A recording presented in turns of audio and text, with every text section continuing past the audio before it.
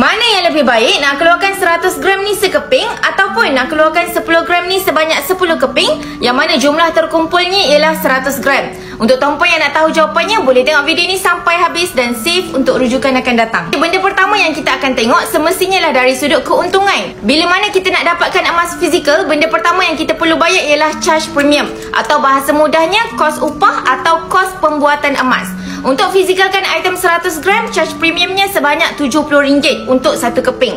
Manakala untuk keluarkan item 10 gram ni, charge premiumnya sebanyak RM15 untuk satu keping. So, andai kata tuan-puan nak keluarkan 10 gram ni sebanyak 10 keping, tuan-puan perlu bayar sebanyak RM150 untuk dapatkan 10 keping 10 gram.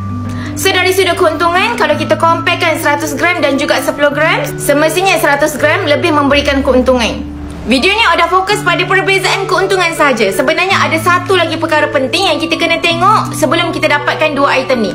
Jadi untuk tuan-puan yang nak tahu, nantikan video kedua Oda. Oda akan explain apa lagi perbezaan yang kita kena tengok sebelum kita dapatkan item 100 gram ataupun 10 gram. Untuk tuan-puan yang berminat untuk dapatkan 100 gram gold bar ni ataupun 10 gram gold bar ni, boleh tengok pin video Oda ataupun just klik link di bio. Dan untuk tuan-puan yang nak belajar lebih banyak tentang ilmu emas dan kewangan, boleh follow Oda rapat-rapat.